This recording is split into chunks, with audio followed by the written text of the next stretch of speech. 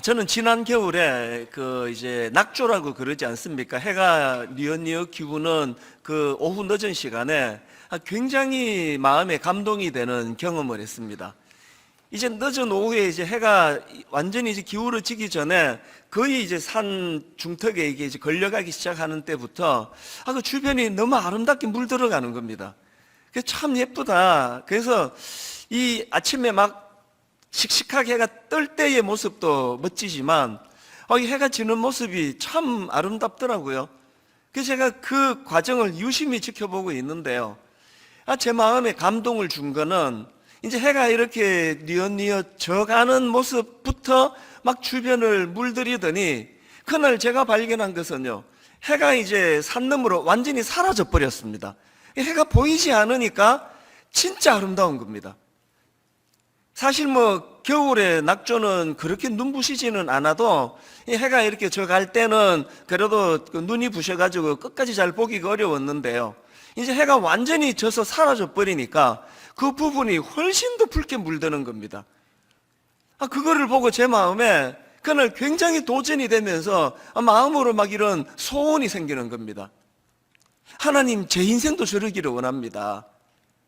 인생이 나이가 들어가고 점점 이제 겉으로는 빛을 잃어가는 것 같지만 오히려 젊을 때는 막 자해가 너무 뜨거워가지고 막 주위 사람들이 제대로 쳐다보지도 못하는 그런 삶을 살았다면 이 나이가 들어갈수록 여유롭고 넉넉하고 그리고는 나중에는 자기 존재는 사라져 버리는데 오히려 그것이 주변을 물들게 하고 주변을 아름답게 할 수 있다면 이게 얼마나 좋은 인생이 되겠는가. 그래서 그것을 제가 참 많은 생각을 하면서 보았던 올 겨울에 있었던 경험입니다. 제가 오늘 이 본문을 묵상을 하다가 그때 그 기억이 떠올랐던 이유가 있습니다. 왜냐하니까 오늘 배경으로 한 이 두 사람의 너무나 대조적인 모습이요. 한 사람은 사무엘 선지자고 또 한 사람은 사울 왕인데요. 사울 왕은 어떤 존재인지 아시잖아요. 자기가 이 왕자리를 지키려고 아무런 죄도 없는 그 청년을 잡아 죽이려고 그렇게 혈안이 되어 있는 추한 모습을 한 게 사울 왕이고요. 이 사울에 너무나 대조되는 인물이 오늘 본문에 나오는 사무엘 선지자입니다. 이 사무엘 선지자는 현역 시절에도 참 영향력 있는 그런 아름다운 삶을 살아냈던 인물이지만 사무엘의 진짜 아름다움은 은퇴 이후에요. 마음먹기 따라가지고 얼마든지 더 큰 권력을 탐할 수 있고 심지어는 한번 왕에 도전해 볼 수 있는 그런 권력과 파워를 갖고 있었던 또 많은 백성들이 그를 따르고 추종했던 인물이 사무엘인데 그러나 그는 노년에 미련 없이 그 모든 것들을 다 내려놓고 고향으로 내려가서 사람 키우는 일에 전념을 합니다. 오늘 본문 사무엘상 19장 19절에 보면은 이런 내용이 나옵니다. 어떤 사람이 사울에게 전하여 이르되 다윗이 라마 나요에 있더이다. 이 라마 나요시 이게 그 사무엘이 세운 공동체인데요. 이 라마는 그 사무엘 선지자의 고향입니다. 라마는 고향 이름이고요. 나요트 이건 그 거처 혹은 기숙사 이런 뜻을 가진 단어입니다. 그러니까 라마나요트 이 공동체는요, 사무엘이 자기 고향 라마에다가 세운 선지학교다 이렇게 풀어 설명할 수가 있습니다. 정치를 보고 하면은 그 권력을 맛본 사람이 이제 막 그 권력을 내려놓지 못해가지고 무리수를 두고 이런 게 역사적으로 얼마나 정치적으로 이런 일이 많습니까? 그런데 나 아니면 안 된다. 사무엘이 그런 생각을 일절하지 않고 딱 자기 역할은 여기까지다라고 생각이 되니까 그렇게 모든 것들을 다 내려놓고 그렇게 낙향해서 고향에서 그 다음 세대를 기약하면서 사람을 키우는 이 모습이 저에게는 굉장히 도전이 되는 것 같습니다. 한국 교회가 많이 어렵다 이런 이야기들 많이 하지만요, 오늘 이런 시대에 이 우리 기성세대가 그저 나 아니면 안 된다는 탐욕에 쩔어서 그 청년들을 죽이려고 혈안이 되어 있는 그런 그 사울왕의 길을 걸어가는 것이 아니라 자기는 뒤로 감추고, 그래서 제가 그 겨울에 낙조를 보면서 하나님, 내 이후의 인생이 저러기를 원합니다. 그렇게 소원했던 것도 우리 모두가 다 정답을 알아요. 우리는 악한 사울이 걸어갔던 길이 아니라 자기는 물러가고 자기는 사라지면서 사람을 길러내려고 했었던 사무엘의 길을 걸어가는 것이 정답이다. 우리 다 알고 있지 않습니까? 이런 내용을 배경으로 한 게 오늘 본문인데요. 오늘 본문에 보면은 다윗이 그 사울 왕의 그 살해 위협으로 인생의 절체절명의 위기를 만납니다. 그 내용이 오늘 본문 18절입니다. 다윗이 도피하여 라마로 가서 사무엘에게로 나아가서 사울이 자기에게 행한 일을 다 전하였고 다윗과 사무엘이 나요스로 가서 살았더라. 여러분이 짧은 한마디, 다윗이 도피하여라는 이 한마디 안에는요 엄청난 그 사건 스토리가 여기 담겨져 있는 겁니다. 이제 본격적으로 이제 그 권력자 사울 왕이 이제 나 다윗을 죽일 거라고 그렇게 아예 천명을 하고요. 그리고 실제로 창을 던져서 이 다윗을 죽이려고 했는데 겨우 목숨을 부지해가지고 지금 이제 도망을 간 게 오늘 본문의 배경인데요. 그 상황에서 다윗이 누구를 찾느냐? 사무엘 선지자를 찾습니다. 사람이요, 막 너무 잘 풀리고 막 일이 잘 되고 성공하고 신나면은 막 이거 나눌 사람은 많아요. 막 모두가 다 축하해주고 기뻐해 주는 건 쉬운데요. 다윗처럼 이제 뭐 이거 완전 인생 이제 뭐 절벽이다, 벼랑 끝에 섰다, 이제 나는 죽을 때가 됐다, 이럴 때 그 아픔을 나눌 사람은 생각보다 많지 않습니다. 오늘 본문도 한번 상상을 해보십시오. 그렇게 사울왕의 살해 위협을 피해가지고 이제 라만나요 공동체로 찾아가서 사무엘을 찾았더니 세상의 인심은요 이게 정상이에요. 아니 지금 왕이 너 죽이려고 혈안이 돼 있는데 이리로 어떡하니? 그럼 너만 위험한 게 아니라 우리 다 위험해져. 미안하지만 빨리 더 멀리로 나가면 좋겠다. 이게 세상 인심 아닙니까? 그런데 고맙게도요 사무엘은 따뜻하게 그를 맞이해 줘요, 다윗을. 그래서 제가 이런 다윗의 모습을 보면서 참 교회란 데가 뭐 젊을 때 뭐 신앙 갖기가 쉽지가 않잖아요. 젊을 때 하나님 만나고 믿고 쉽지 않아요. 그래서 뭐 그냥 청년 때 어떻게 하다가 교회를 떠나고 뭐 주일학교 때 어떻게 하다가 교회를 떠나고 했다 하더라도 정말 연어처럼 살아가다가 인생에 어려움이 오고 위기가 오고 자기 힘으로 할 수 없는 많은 일을 만날 때 그때 다윗이 사무엘을 떠올렸던 것처럼, 다윗이 라마나옅 공동체로 가게 됐던 것처럼 젊을 때 교회를 떠나갔던 수많은 사람들이 어려움이 찾아오고 위기가 있을 때 떠올려지는 그런 분당 우리 교회가 됐으면 좋겠습니다.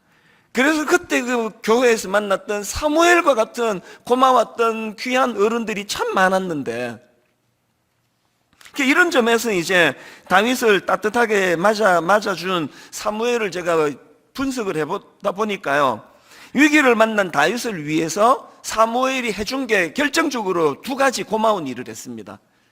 첫 번째가 뭐냐? 이 거절감이 많았던 다윗을 수용해 주는 거예요. 제가 앞에다가 거절감이 많았던이라는 부연 설명한 이유가 있습니다. 이 다윗을 분석해 놓은 글을 읽었는데요, 다윗은 어릴 때부터 이 거절감을 많이 경험하고 자란 인물이라는 겁니다. 다윗이 쓴 시를 한번 몇 구절 읽어드릴게요. 시편 69편 8절입니다. 내가 나의 형제에게는 객이 되고 나의 어머니의 자녀에게는 낯선 사람이 되었나이다. 또 시편 51편 5절. 내가 죄악 중에 출생하였으며 어머니가 죄 중에서 나를 잉태하였나이다. 또 시편 139편 15절. 내가 은밀한 데서 지음을 받고 땅의 깊은 곳에서 기이하게 지음을 받은 때에 나의 형체가 주의 앞에 숨겨지지 못하였나이다. 이런 다윗의 그 시편의 내용들을요, 그저 뭐 영적으로 일반론적으로 그렇게 해석할 수도 있지만 이런 구절들을 근거로 해서 다윗의 탄생, 다윗의 출생은 별로 환영받지 못한 그런 어린 시절과 출생이었다, 이렇게 분석을 하는 겁니다. 그런가 하면은 다윗의 가정은 그 한 사람의 인격을 소중히 여기는 그런 분위기의 가정이었다기보다는 그 사람이 가진 기능과 쓸모를 더 중요하게 여기던 어떤 면에서는 엮이는 가정이었다, 그런 분석도 제가 하는 글을 봤거든요. 여러분 다 아시는 그 사건 아시죠? 선지자 사무엘이 다윗의 아버지 이새의 집을 방문합니다. 하나님의 명을 받들어서 이 이새의 아들 중에서 기름 부어 이스라엘의 왕을 삼기 위하여 이새의 집을 방문하는데 아버지 이새는 기능만 보는 거예요. 자기가 듬직하게 생각하는 장남 엘리압을 선두로 해가지고 아들들을 쭉 이제 선을 보이는데, 불행하게도 그 아들들 중에는 하나님 마음에 합한 사람이 없습니다. 그래서 사무엘이 이렇게 이야기합니다. 다른 아들은 없습니까? 그때서야 이 아버지 이새가 다윗을 생각해내는 거 아닙니까? 여러분, 우리가 어릴 때부터 그 형제간에 편애하고 그냥 공부 좀 열심히 해야지, 성적이 이게 뭐냐 이러면 좋은데 꼭 네 누나는 몇 점을 받았는데 너 왜 이러냐, 이게 제일 상처가 되는 거 아닙니까? 그러다 보니까 다윗은 어릴 때부터 이런 그 편애의 상처, 그래서 이제 이런 그 거절감을 많이 경험을 했는데요. 오늘 본문에서 창을 던져서 죽이려고 그러고 그냥 혈안이 되어 있는 이 다윗에게 있어서 그렇게 자기를 죽이려는 사울 왕이 누굽니까? 성경을 조금만 아시잖아요. 자기 장인이에요, 장인. 처음부터 자기가 이뻐서 택한 것도 아니고 정략적으로 어떤 정치적인 의도를 가지고 자기를 사위를 삼았고, 그러면서 끊임없이 사위로 인정하기는커녕 죽이려는 그 어른 앞에서 얼마나 큰 상처와 거절감이 있었겠냐고요. 이런 상함을 가지고 사무엘을 찾아갔는데, 사무엘은 그 다윗을 따뜻하게 수용하고 용납합니다. 자, 오늘 본문 18절을 세 번역으로 한번 보십시오. 다윗은 그렇게 달아나서 살아난 다음에 라마로 사무엘을 찾아가서 그동안 사울이 자기에게 한 일을 모두 이야기하였다. 그러자 사무엘은 곧 다윗을 데리고 나요스로 가서 살았다. 그러자 이 한마디 접속사가 뭘 의미합니까? 그 상처받은 다윗의 하소연을 잘 들어주고 그 아픔을 수용해 주는 거예요. 지난주에 제가 우리 교회에서 오래 찬양 사역을 했던 목사님의 설교를 우연히 듣게 됐는데요. 참 우리 교회는 부교역자 복이 좀 있잖아요. 좋은 교역자들이 참 많습니다. 그리고 찬양 사역자들도 얼마나 예배에 도움이 되는지 모릅니다. 이 목사님도 오래 그렇게 찬양 사역을 한 분인데요. 이게 설교 중에 이제 엄청나게 부끄러운 간증을 하는 겁니다. 이제 이분이 이제 찬양 사역을 갓 시작했던 그 대학생 때라고 그러네요. 너무나 중요한 어떤 집회에 이제 이 팀이 이제 찬양을 맡게 된 겁니다. 근데 이제 이 목사님이 대학교 다닐 때 이 크리스찬 청년 사이에 이런 게 유행이었대요. 복음성가 하나 부르고 연결해가지고 유행가 부르고, 그래서 자기들끼리 깔깔거리고 웃고 이런 게 이제 굉장히 유행이던 때에 아마 이 목사님도 좀 그렇게 좀 놀았나 보죠. 너무나 중요한 이제 이 선교사님이 설교하시고요. 이제 콜링, 우리 때는 많이 그랬습니다. 세계가 여러분을 부릅니다. 선교사에게 헌신할 청년 없습니까? 그래서 이제 이렇게 세우고, 그러면 일어나서 눈물을 흘리면서 콜링하고, 이제 그때 이제 찬양팀이 반주로 이제 그거를 또 분위기를 또 도와주고 그러지 않습니까? 이 선교사님이 이렇게 콜링하고, 그리고는 이제 내려가시고, 이 목사님이 이제 대학생 때 인도하는 그 찬양팀이 나와서 이제 찬양을 하는데, 이 목사님이 그 선곡한 게 이 찬양입니다. 사막에 샘이 넘쳐 흐르리라, 사막에 꽃이 피어 향내 내리라. 이제 막 열정적으로 이 찬양을 이제 선곡했는데요. 이 목사님이 이제 실수를 한 거예요. 이 찬양 이렇게 불렀답니다. 사막에 사막에 샘이 넘쳐 흐르리라. 사막에 꽃이 피어 향내 내리라. 그 누가 아무리 자기네 땅이라고 우겨도. 이 대학생 인도자는 경험도 없는데 뭐 어쩌다가 그랬는지 저는 몰라요. 갑자기 전혀 안 맞는 독도는 우리 땅, 이 찬양이 연결해서 툭 나온 거예요. 이게요, 경험도 없는데 갑자기 막 사람도 웃고 막 이러면은요, 머리가 하얘져요. 저는 요즘도 그런 악몽을 꿔요. 앞에서 뭐 한번 이렇게 버벅거렸는데 그 다음에는 맥이 안 잡혀가지고 막 우왕좌왕 이렇게 하는 경우들이 신학교 다니고 이럴 때, 초보 때는 그럴 때가 있거든요. 이 목사님이 너무 당황이 돼서 보니까요, 막 울면서 결단해서 선사람들도 다 웃고요, 막 키득키득거리고 뭐 그렇게 이제 예배가 끝나고 막 반주하는 팀 다 도망가고요. 이 수습이 안 되는 거예요. 이 사람이요, 실수할 거리가 있고 그 범위가 있잖아요. 이거 범위를 넘은 거예요. 아니 지금 심각하고 진지한 그 자리에서, 그래서 이제 이 목사님은 어쨌겠냐고요. 그런데 그날 너무나 감동적인 일이 일어난 겁니다.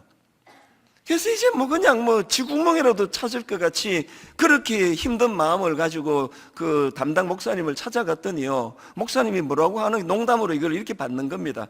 아니 하나님이 도대체 얼마나 크게 쓰시려고 사고를 쳐도 이렇게 크게 치냐? 앞으로 크게 될 거야. 그런데요, 그 설교에서 이 간증을 하면서 그 목사님이 이런 이야기를 하는 겁니다. 저는 누군가의 용납의 열매입니다. 와, 이게 굉장히 감동이 됐어요. 그리고 제가 그 목사님 알면 사과라도 한 박스 보내드리고 싶더라고요. 이 찬양 인도자 목사님이요, 저는 누군가의 용납의 열매입니다, 그렇게 고백을 할 때 이 목사님의 용납의 열매를 분당 우리 교회가 얼마나 오랫동안 누리고 있었느냐고요. 사무엘 25장에 보면은 사무엘이 이제 죽습니다. 그런데 저는 그 과정을 담은 구절에서 굉장히 마음에 도전이 되는 한 부분을 찾았는데요, 사무엘상 25장 1절입니다. 사무엘이 죽음에 온 이스라엘 무리가 모여 그를 두고 슬피 울며 라마 그의 집에서 그를 장사한지라. 그 다음 보세요. 다윗이 일어나 바란 광야로 내려가니라. 여러분, 사무엘이 죽자마자 다윗은 그가 머물던 라마를 떠나요. 뭘 의미합니까? 사무엘이 없는 라마는 다윗에게 아무 의미가 없는 곳이라는 겁니다. 도전이 되더라고요. 분당 우리 교회가 막 엄청나게 화려한 건물과 드림센터가 잘 만들어지고 막 이 교회 가면은 여러 가지 시설이 좋아서 청년들 눈길을 끄는 게 아니라 거기에는 사무엘이 있었기 때문에, 학교를 빌려 쓰고 여러 가지 불편하지만 분당 우리 교회를 내가 떠날 수 없는 건 여기에 너무 귀한 어른들이 계시고 사무엘과 같은 그런 좋은 분들이 너무 계시기 때문에. 이게 사무엘이 위기를 만난 다윗에게 해준, 수용해주는 큰 일을 했던 거고요. 그런가 하면 두 번째로 사무엘이 위기를 만난 다윗을 위하여 해준 귀한 게 뭐냐? 라마나역 공동체를 경험하게 해줬다는 겁니다. 여러분, 그냥 한번 등 두드려 주는 일도 귀한 일이에요. 얼마나 힘들었니? 눈물 닦아주고 크리넥스 뽑아서 전해주고 힘내라, 이것도 귀한 일이지만 더 중요한 것은요, 이렇게 사람에게 상처받고 어른에게 상처받은 다윗을 위하여 라마나옅 공동체를 맛보게 했다는 겁니다. 저는 이 말씀을 묵상하면서 본문 18절 한 번만 더 읽어드릴게요. 다윗이 도피하여 라마로 가서 사무엘에게로 나아가서 사울이 자기에게 행한 일을 다 전하였고 다윗과 사무엘이 나요스로 가서 살았더라. 지난주에 우리는 매듭짓기와 새로운 임무, 이런 설교를 가지고 이제 1만 수도 파송 운동을 매듭짓기로 했습니다. 저도 하나님께 날마다 기도합니다. 하나님, 제가 더 이상 29교회에 관여하고 간섭하고 밤나라 대추나라 일절하지 않기를 원합니다. 이제 떠나보내기를 원합니다. 이제 그 29교회는 분당 우리 교회랑 상관이 없습니다. 하나님과 그 교회 목사님과 성도님들이 그 교회를 인도해 갈 것입니다. 그래서 매듭짓기예요. 그리고는 우리에게 맡겨진 새로운 임무, 그리고 이번 주일이 어린이 주일이란 말입니다. 우리에게 어떤 임무가 있을까요? 주일학교를 살리는 거예요. 대학부 청년부를 살리는 겁니다. 많은 상처받은 거절감의 아픔을 갖고 있는 우리 청년들이, 우리 젊은이들이, 우리 청소년들이, 우리 주일학교 어린아이들이 분당 우리 교회야말로 우리 어른들이 하나님 앞에 기도하여 수고하여 만든 라마나얏 공동체가 되기를 원합니다. 이 교회에서 예수 잘 믿는 어른들이 참 많았더라. 이거는 지난주까지 일이에요. 이제 오늘 우리가 모두가 다 겨울철에 낙조가 되기를 원합니다. 이제 우리는 누릴 만큼 누렸지 않습니까? 이제 우리는 기울어지고 우리는 사라지고, 그래서 오히려 더 머문 그 자리가 더 아름다워지는 교회가 될 수 있도록 주일학교를 살리고 우리 대학부를 살리고 청년부를 살리고, 엿새 동안 다윗 입장에서 사울과 같은 악한 사람을 만나 상처받고 아파 눈물을 흘리며 주일날 교회를 찾으면 이 교회가 라마나얏 공동체에서 매 젊은이들이 회복이 일어나고 치유가 일어나는 이런 교회를 향한 꿈을 꾸는 저와 성도님들 되시기를 바랍니다. 그래서 저는 오늘요, 우리 교회가 이 라마나얏 공동체 같은 아름다운 공동체가 되기 위해서 두 가지 구비 조건이 필요합니다. 두 가지 구비 조건. 첫 번째 구비 조건이 뭐냐?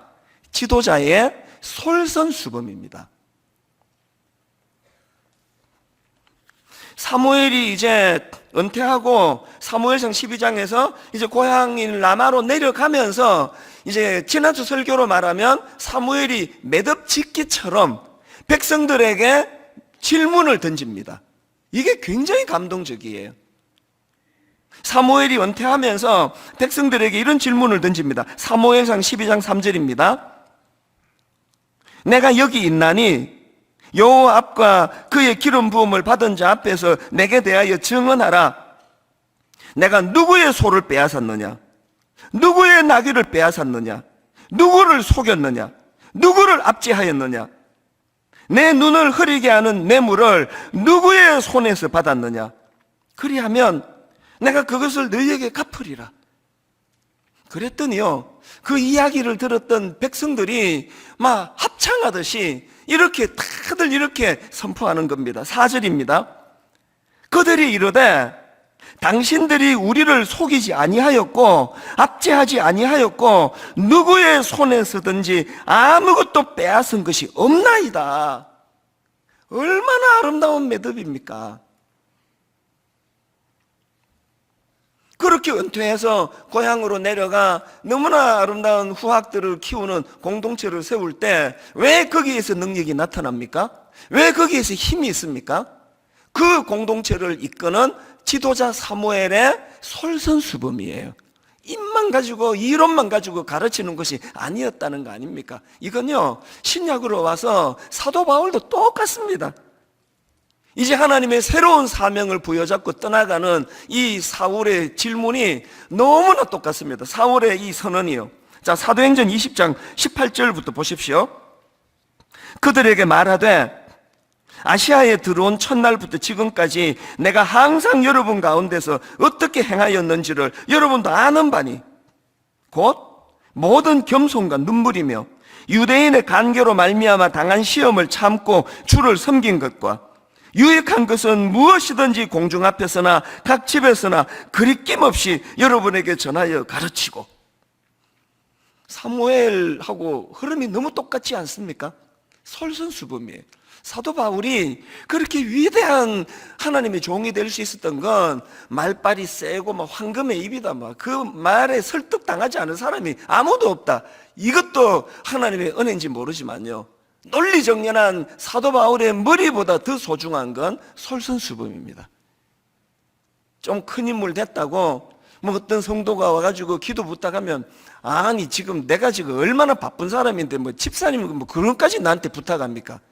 이런 태도를 보이지 않았다는 거예요. 성도들 한 사람 한 사람을 어떻게 해요?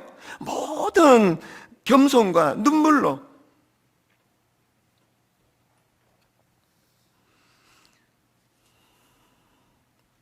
이 지도자의 중요성이 얼마나 성경이 강조하는 내용인지 다 아시잖아요. 지난주 여러분 그 요단강을 건너던 이스라엘 백성들의 과정에서 하나님의 명령이 뭐였습니까? 그리고 그것을 수행하는 과정을 보십시오. 여호수아 3장 12절 이제 이스라엘 지파 중에서 각 지파에 한 사람씩 12명을 택하라. 온 땅의 주 여호와의 궤를 맨 제사장들의 발바닥이 요단물을 밟고 멈추면, 지난주 말씀 기억하시죠? 물 갈라질 때까지 기다리지 말고 언약, 하나님의 임재의 상징인 언약궤를 메고 그 물을 향하여 돌진하라 그랬는데, 더 구체적으로 말하면 그 명령을 누구에게 한 겁니까? 제사장들에게 한 거예요. 지도자들에게 한 거예요. 지도자의 솔선수범. 2주 전에요, 이제 1만 성도 파송운동 파송 예배를 드리고 나서 정말 오랜만에 우리 교회 출신의 모든 목사님들에게 초청장을 보냈습니다. 그래서 이제 1만 성도 파송운동 또 보고도 하고, 또 이제 우리 교회 나간 이후로 목회를 어떻게 했는지에 대한 또 이야기도 듣고 그러려고 이제 한 3시간 시간을 보냈거든요. 뭐 밥이나 먹고 헤어지면 의미가 없으니까 화요일, 수요일 2번에 걸쳐서 이제 이 시간을 가졌는데요. 아니, 화요일도 좀 그랬지만 막 수요일은요, 거의 이게 뭐 정말 모두가 다 우리 교회 너무 힘들었다는 겁니다. 어떤 목사님은 한 사람도 아니고 여러 사람이에요. 처음에 분당 우리 교회 부임하고 이 교회 온 거 후회했다는 거예요. 막 얼마나 막 목사님이 쪼아대는지, 막 화요일 회의 같은 거 하고 나면은 막 그냥 막 정신이 하나도 없는 거예요. 그 나중에 미안하다 그랬어, 내가. 근데 여러분, 그 웃기려고 그런 이야기를 하지만요, 그걸 다들 아름다운 추억으로 이야기하는 겁니다. 사실 제가 우리 교역자들 지금도 마찬가지예요. 막 엄청 쪼아대는 게 사실이에요. 29 목사님들 막 1년 반 동안 막 얼마나 제가 막 잔소리를 많이 했는지, 이제 지금 막 다들 막 이제 막 해방이다 막 너무 좋아할 것 같아요, 내 느낌에. 연락도 잘 안 하니까 막 기도가 응답됐다 그럴 것 같은데요. 우리 교역자들에 대해서 제가 이렇게 가혹하게 그렇게 하지만요, 직원들하고는 완전히 달라요. 예배 마치고 우리 직원한테 좀 물어보세요. 절대로 쪼고 그런 거 안 해요. 다 저보고 너무 좋은 삼촌 같은데요, 이렇게 말하지 않을까요? 왜 다르게 대합니까? 우리 직원들은 한 성도에 불과하다고 생각하거든요. 그래서 섬겨야 돼요. 상처 주면 안 됩니다. 그러나 목회자는 달라요. 솔선수범해야 되고 존재가 달라야 돼요. 그래서 내가 디그니티 못하는 영어로 디그니티는 다 기억하더라고요. 우리가 하나님 앞에서 지도자로서의 존엄성을 잃지 않아야 되고 솔선수범해야 되고, 우리 교회가 라마나옅 같은 공동체가 되기 위해선 지도자가 솔선수범해야 된다면 우리 가정의 부모님들은 어떠십니까? 왜 여러분 주옥 같은 말로 자녀들을 그렇게 교육하는데 애들은 맨날 그걸 왜 우리 엄마는 잔소리 한다고 이야기합니까? 잔소리 좀 줄이고요, 우리가 솔선수범하는 거예요. 책 읽는 아들로 키우고 싶으세요? 학교 마치고 오면 책 읽는 모습을 보여주는 거예요. 이게 솔선수범입니다. 그런가 하면 2번째로, 교회가 라마나옅 같은 공동체가 되기 위해서는요, 영적인 능력이 나타나야 돼요. 제가 오늘 본문을 유심히 보니까요, 아까 여러분 성경 봉독할 때 그 본문이 꽤 길었지 않습니까? 그런데 본문이 강조하고자 하는 거 딱 한 포인트더라고요. 어떤 포인트냐? 자, 본문 19절 20절 보십시오. 어떤 사람이 사울에게 전하여 이르되 다윗이 라마나요에 있더이다 하매 사울이 다윗을 잡으러 전령들을 보냈더니 그들이 선지자 무리가 예언하는 것과 사무엘이 그들의 수령으로 선 것을 볼 때에, 그 다음 보세요. 하나님의 영이 사울의 전령들에게 임하매. 이 어떤 배경인가 하면은 드디어 이제 사울 왕이 다윗이 어디로 숨어들었는가를 알게 된 겁니다. 그래서 이제 사람을 급파해가지고 그 다윗을 잡아오느라고 그런 거겠죠? 이 위기를 만난 거예요. 그런데 놀랍게도 라마나요새 영적인 능력이 나타나서 이 하나님의 영을 통한 다윗의 보호해 주시는 역사가 일어난 겁니다. 이게 2번 반복이 돼요. 심지어는요, 23절입니다. 같이 한번 읽어보실까요? 사울이 라마나요스로 가니라 하나님의 영이 그에게도 임하시니.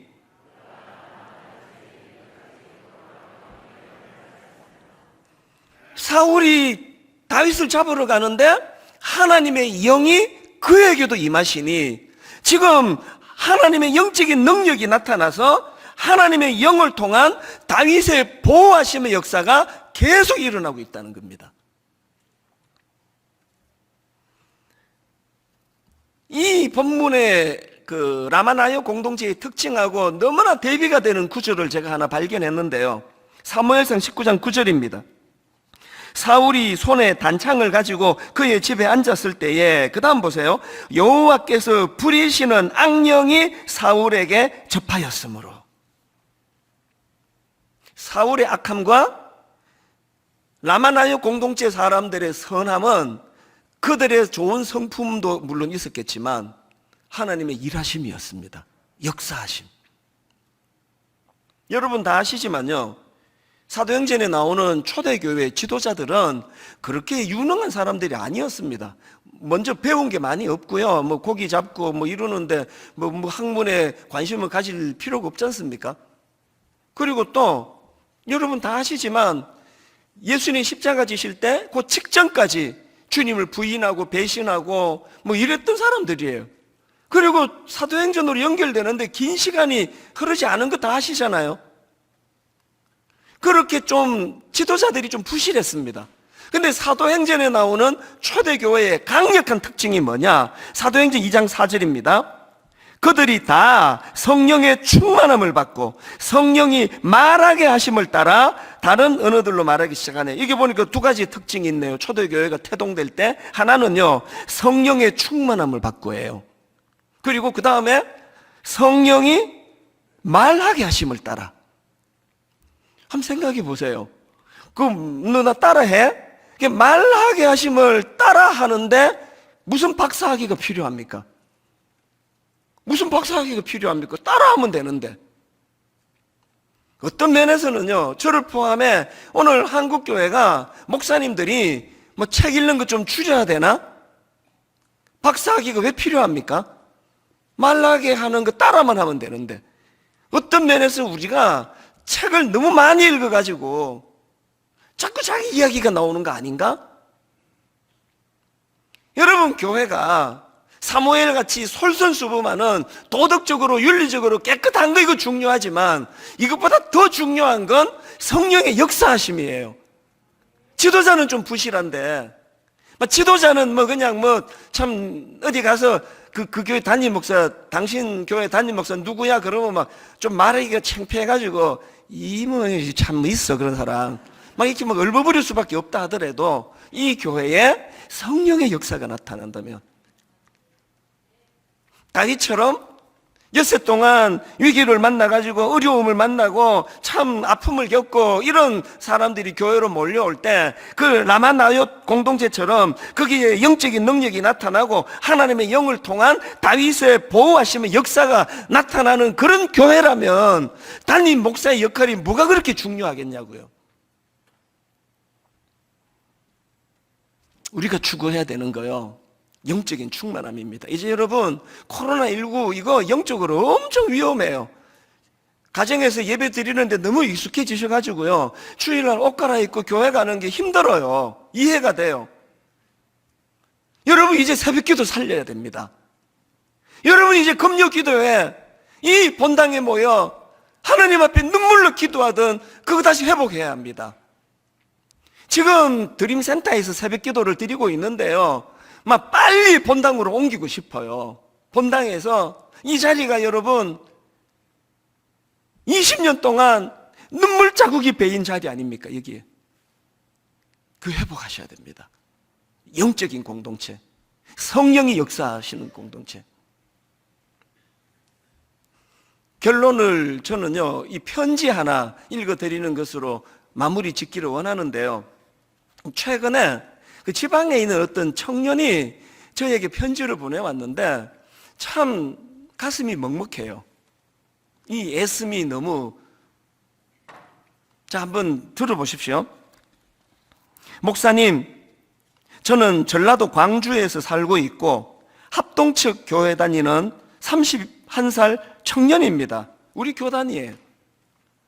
지난 7년간 하나님을 위해서 내 몸을 불태우겠다는 청년 때의 에너지와 주님을 향한 열정으로 살아왔습니다.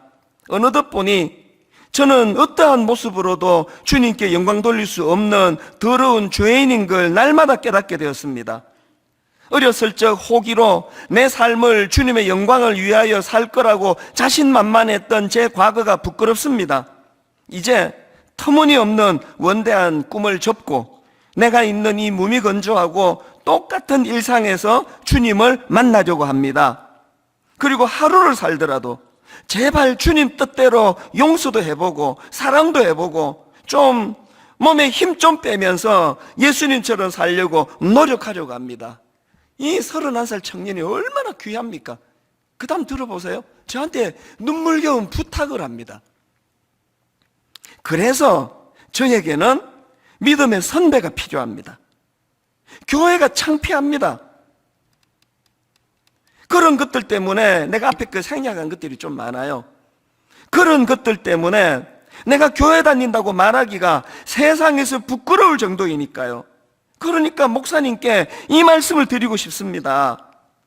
내가 가려는 이 좁고 거룩하고 재미없고 힘든 십자가의 길, 청년의 때에 혈기, 정욕 다 죽이면서 정말 하루하루 쓰러지다시피 하며 주님 생각하며 이겨내는 저의 삶에 실망스러운 교회와 목회자 모습들 때문에 내가 너무 신앙생활을 유난스럽게 하나 회의감이 들까봐 무섭습니다. 그러니까 목사님, 제발 그 길 끝까지 걸어가 주십시오. 그 좁은 십자가의 길, 하나님만 의식하며 사는 그 길, 저도 가려는데 회의감이 들 때마다 목사님 같은 선배 보고 흔들릴 때마다 다시 다잡고 싶습니다. 저 같은 청년들을 위해서라도 절대 쓰러지지 마시고 타협하지 말아주시고 지금 가시는 그 힘든 길 제발 끝까지 가주세요. 그럼 저도 여기서 목사님 멀리서 뵈며 나만 이 길 가려는 거 아니구나, 믿음의 선배 동지들이 있구나, 이 신앙 나도 후손에게 전하려면 이 삶 끝까지 살아내리라, 그렇게 하고 견디겠습니다.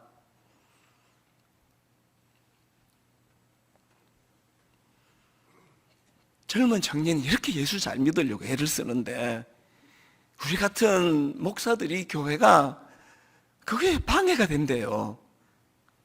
이거 어떻게 해야 되는 겁니까? 정말 하나님 앞에 엄청난 한여름에 뜨거운 태양 같은 인생 살게 해달라는 기도 더 이상 하지 말고 하나님 한겨울에 힘이런 낙조가 되기를 원합니다. 더 이상 힘쓰지 않고 기울어버리는 인생이라 할지라도 아버지 종이 그렇게 기울으실 때 주변을 아름답게 물들이는 그런 인생이 되기를 원합니다. 이게 우리 청년을 살리는 길이에요. 분당 우리 교회가 청년들 좀 예수 잘 믿어보겠다고 저렇게 애쓰는 청년들 힘 빠지게 하는 일은 하지 않으려고 애쓰는 것, 이게 우리의 사명이라고 저는 생각을 합니다. 오늘 여러분 이 말씀들을 한번 정리하면서 이 찬양이 너무 눈물겨워요. 교회를 교회되게, 예배를 예배되게, 가사를 생각하시며 여러분 자녀들을 떠올리며 오늘도 다윗처럼 아무 잘못 없이 거절감을 당하고 세상에 나가 사울에게 살해 위협을 당하는 그 청년들에게 용기를 주고 힘을 보태는 교회가 되기를 원합니다. 기성세대 되기 원합니다. 우리 결단하면서 함께 이 찬양 불러보기 원합니다. 우리에겐 소원이 하나 있네. 우리에겐 소원이 하나 있네. 주님 다시 오실 그날까지 우리 가슴에 새긴 주의 십자가 사랑, 나의 교회를 사랑케 하네. 결단하며 주의 교회를 향한 우리 마음, 희생과 포기와 가난과 고난 비장하게 결단합니다. 하물며 죽음조차 우릴 막을 수 없네. 감히 선포합니다. 우리 교회는 이 땅의 희망. 아멘. 교회를 교회되게, 예배 예배되게 우릴 사용하소서. 진정한 부흥의 날 오늘 임하도록 우릴 사용하소서. 성령 안에 예배하리라.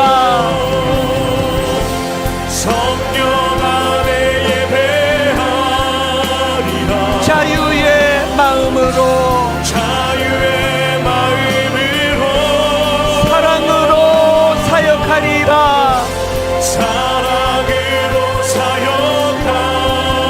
교회는 생명이니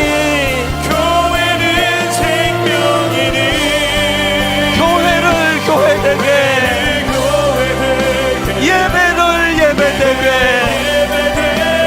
우리 사용하소서. 성령의 역사가 일어나는 그 교회, 진정한 부흥의 날 오늘 임하도록 우리 사용하소서. 성령이 오셨네. 성령이 오셨네.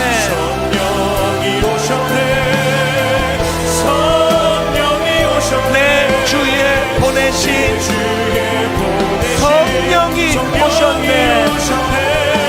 우리 인생 가운데 친히 찾아오셔서 그 나라 꿈꾸게 하시네. 허무한 시절 지날 때 깊은 한숨 내쉴 때 그런 풍경 보시며 탄식하는 분인데 그와 같이 너희를 버려두지 않으리. 성령님 말씀하십니다. 내가 너희와 영원히 함께 하리라. 선포합니다. 성령이 오셨네. 성령이 오셨네. 내 주에 보내신 성령이 오셨네. 우리 인생 가운데 친히 찾아오셔서 그 나라 꿈꾸게 하시네. 다 자리에서 일어나셔서 성령이 오셨네. 성령이 오셨네. 내 주에 보내신 성령이 오셨네. 우리 인생 가운데 친히 찾아오셔서 그 나라 꿈꾸게 하시네. 그 나라 꿈꾸게 하시네.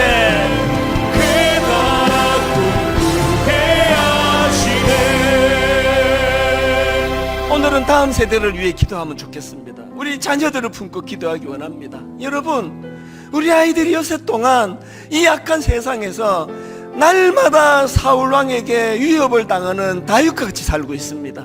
거절감이 많습니다. 이 아이들이 엿새 동안 기다리는 공동체 교회가 되기 원합니다. 3일만 지나면 나 교회 갈 수 있는데, 이틀만 있으면 나 교회 가서 위로받는데, 하나님 이 교회가 라마나옅 공동체 되게 해주시기 원합니다. 우리 가정이 그 아버지 이새처럼 기능만 가지고 자식들을 평가하는 아버지가 아니라, 부모가 아니라, 하나님 이 아이 전 인격과 전 존재를 사랑함으로 우리 아이들에게 거절감 일어나지 않기를 원합니다. 한 목소리로 합심하여 같이 기도하시겠습니다. 하나님 아버지, 살아계신 하나님, 오늘 하나님 앞에 은혜를 구하며 기도합니다. 당장 우리 교회는 라마나옅 공동체 되게 하여 주시옵소서. 하나님, 라마나옅 공동체와 같이 상처받은 다윗을 품고 보호하고 꿈을 심어주는 교회 되게 하여 주시옵소서. 하나님 아버지, 오늘도 우리가 함께 합심하여 기도합니다. 이곳에 역사하여 일하시는 성령님, 예배를 주관하여 주시옵소서.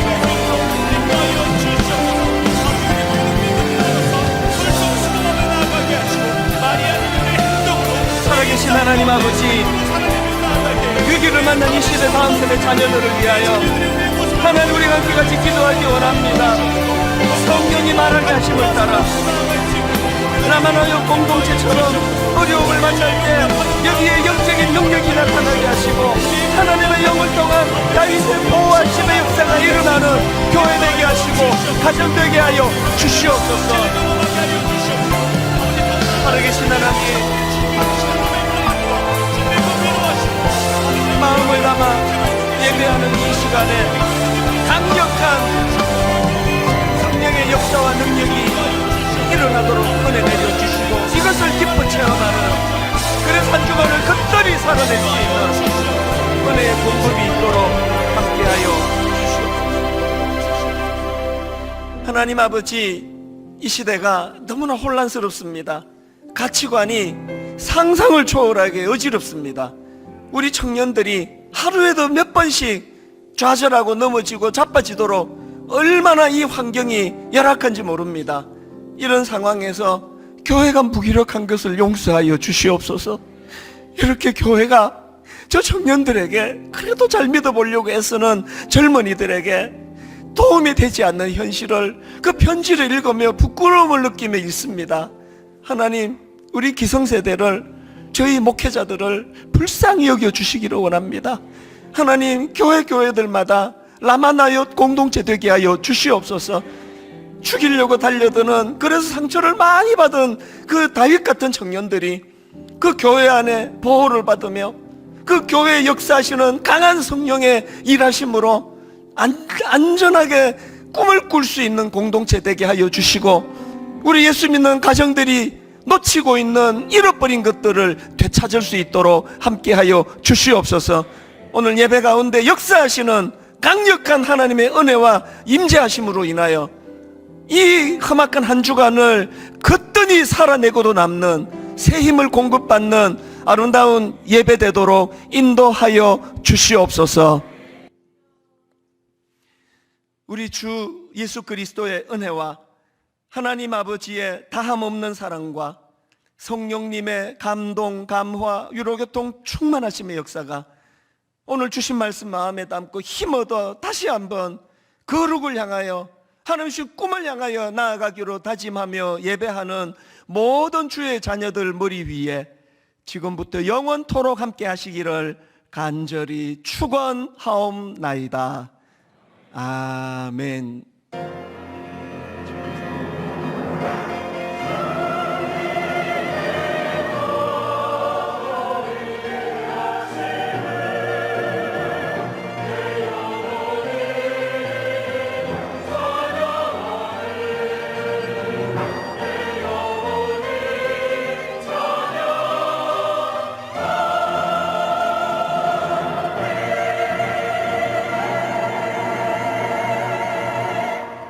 한 주간도 성령 충만하게 소망하며 찬양하시며 나아가시겠습니다.